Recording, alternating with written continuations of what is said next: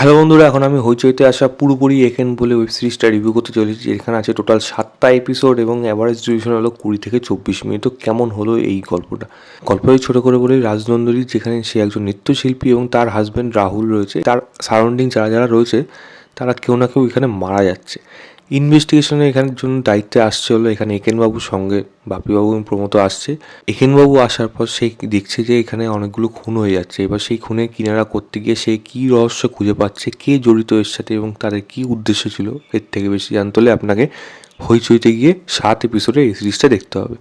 দেখুন, যদি ভালো দিক খারাপ দিক বলুন, ভালো দিক ডেফিনেটলি রয়েছে, আবার কিন্তু খারাপ দিকও রয়েছে। ভালো দিক, প্রথম জিনিসটা কি, প্রথম হলো অনির্বাণ চক্রবর্তী, কারণ এই রোলটায় তাকে বরাবর যেরকম ভালো লাগে আজও সেরকমই ভালো লাগবে। কারণ তার সেই কথা বলার স্টাইল, তার সেই বডি ল্যাঙ্গুয়েজ এবং তার মধ্যে সেই ভুল নাম উচ্চারণ করা, যেগুলো আমার মনে হয় প্রত্যেকটা বাঙালি, বিশেষ করে ফ্যামিলি অডিয়েন্স কিন্তু খুবই এনজয় করবে। এবং সে কিন্তু বরাবরই এই রোলটা বেশ ভালোভাবে প্লে করে থাকে এবং সেই একমাত্র যে সেরা এখানে, সেটা আলাদা করে বলতে হয় না। বাপিবাবু, প্রমথবাবু তারাও যোগ্য সঙ্গ দেয় এখানে। সাপোর্টিং কাস্টে যারা যারা রয়েছে তাদের মধ্যে শঙ্কর দেবনাথের পারফরমেন্স আপনার কিছুটা হলে ভালো লাগবে এখানে। বিশ্বজিৎবাবু এখানে অনেকটা হাসানোর চেষ্টা করেছেন, নতুন ক্যারেক্টার এসছে এখানে এবং সেটা ফ্যামিলি অডিয়েন্সের জন্য বেশ ঠিকঠাকই রয়েছে এবং অন্যান্য ক্যারেক্টাররা এখানে ঠিকঠাক পারফরমেন্স করেছে। এখানে ব্যাকগ্রাউন্ড মিউজিকের যে কথা বলি, সেটাও আমার এখানে ঠিকঠাক লেগেছে। লোকেশনটা খুব সুন্দরভাবে শ্যুট করা হয়েছে। সিনেমাটোগ্রাফি মানে সেটার মধ্যে একটা প্রিমিয়ামনেস বা সেটাকে যে পুরীর মধ্যে যেরকমভাবে তুলে ধরা হয়েছে, যেটা আপনার দেখতে ভালো লাগবে। এবং অ্যাট এ টাইম গল্পটা যদি সারফেস লেভেলে বা বলা যায়, গল্পটা যদি রাইটিং লেভেলে বলি বা গল্পের আইডিয়া হিসেবে, গল্পটা কিন্তু খারাপ না, গল্পটা কিন্তু সেই অনুযায়ী ভালো বলা যায়। এবং একটা মানে আপনি কিন্তু বোর হবেন না, এইটুকু আমি বলে দিতে পারি। কারণ সেরকমভাবে স্ক্রিন প্লে রাখা হয়েছে, খুব বেশি জটিলভাবে রাখা হবে তা কিন্তু না।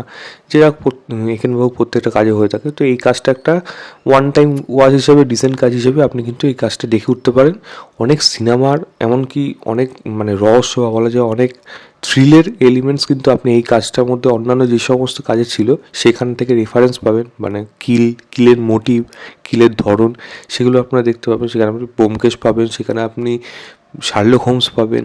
আরও অন্যান্য অনেক সিনেমা এরকম হয়েছে যেখান থেকে এই রেফারেন্সগুলো পাবেন, যেখান থেকে এখানে মারা হচ্ছে কীভাবে এবং তার পেছনে কী কারণ আছে, সেটা কিন্তু আপনি বুঝে উঠতে পারবেন। তবে প্রধান সমস্যা হলো এই কাজটার পুরো অডিয়েন্সে কিন্তু যে থ্রিল এলিমেন্টসটা রয়েছে সেটা কিন্তু আপনি অনেকটা সময় প্রেডিক্ট করে নেবেন, যেটা কিন্তু আমার হয়েছে। যার জন্য লাস্টে গিয়ে যে সাসপেন্স বা যে জবনিকা পতন হয়, সেটা কিন্তু আমার কাছে খুব একটা জমেছে তা কিন্তু না, কারণ আমি অনেকটা আগেই এটা কিন্তু গেস করে নিয়েছিলাম।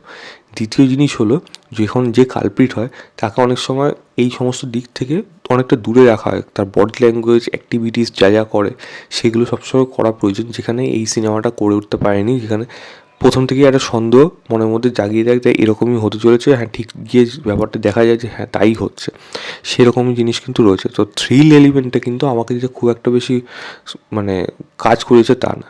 এবং কমেডি যেগুলো রয়েছে সেগুলো ফ্যামিলি অডিয়েন্সের জন্য, সেটার জন্য আমি বলবো এই কাজটা উল্টে আরও প্রশংসাই পায়। তো এর থেকে আরও ভালো কমেডি ডেফিনেটলি করা যায়, বাট সেগুলো করেনি।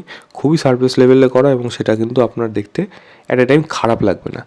এবং আমি যদি বলি এই সিনেমাটার যে মেন যে গল্পের যে জায়গাটা রয়েছে, মানে যেই রহস্যটা, সেই রহস্যটা গল্প লেভেলে ভালো, কিন্তু এক্সিকিউশন বা মানে মানে আপনি যদি পরিবেশন বলি বা বলা যায় ডিরেকশন বলি বা এখানে প্রেজেন্টেশন বলি, সেটা যে খুব একটা যে এক্সট্রাঅর্ডিনারি হয়েছে তা কিন্তু না। খুবই বেসিক লেভেলে গল্পটা এগিয়েছে।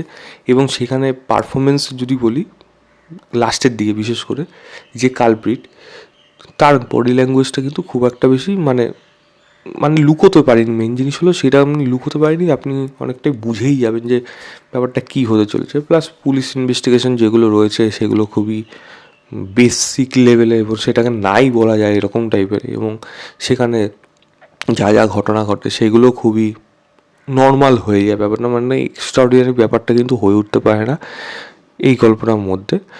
এছাড়া আরও অন্যান্য দিক রয়েছে যেগুলো এখানে খারাপ দিক হিসেবে উঠে আসে, ছোটোখাটো দিক রয়েছে। বাট আমি বলবো এটা একটা ওয়ান টাইম ওয়াচ হিসেবে, আপনার টাইম পাস হিসেবে আপনি এই কাজটাকে দেখতে পারেন। নিশ্চয়ই একেনবাবুর সেরা গল্প এটা হয়ে ওঠেনি বা সেরা সিরিজ বা সিনেমার মধ্যে হয়ে ওঠেনি। একটা ওয়ান টাইম ওয়াচ হিসেবে আপনি একটা এই কাজটাকে একটা অ্যাভো অ্যাভারেজ কাজ হিসেবে বলতে পারেন। অ্যাটলিস্ট আমার তো তাই মনে হচ্ছে। আমি এই সিরিজটাকে 2.75 দেবো, আউট অফ 5 বলবো। হইচইতে যান, গিয়ে দেখুন, দেখে জানাবেন আপনাদের কেমন লেগেছে। এবং আরেকটা অযথা একটা বেকার জিনিস করা হয়েছে, একটা ক্রস ওভার করা হয়েছে আরেকটা বাঙালি গোয়েন্দার সাথে, যেটা আমার কিন্তু একেবারেই এই কাজের জন্য একেবারে যুক্তিযুক্ত মনে হয় না, বা গল্পের সাথে একেবারেই সেই যুক্তিটাও একেবারেই ঠিক হয়নি। জোর করে সেখানে কমেডি করা হয়েছে এবং সেটা মানে মানে বেমতলব আনা, ওটা কোনো প্রয়োজন ছিল না, যেটা আমার এখানে দেখে মনে হয়েছে। কে আছে কী আছে সেটা আপনারা দেখলে বুঝতে পারবেন। তো এই ছিল আমার ওভারঅল রিভিউ পুরোপুরি একেন বলে ওয়েব সিরিজটা। ভিডিওটা ভালো লাগলে লাইক শেয়ার, চ্যানেলটাকে অবশ্যই সাবস্ক্রাইব করে দেবেন। বাই।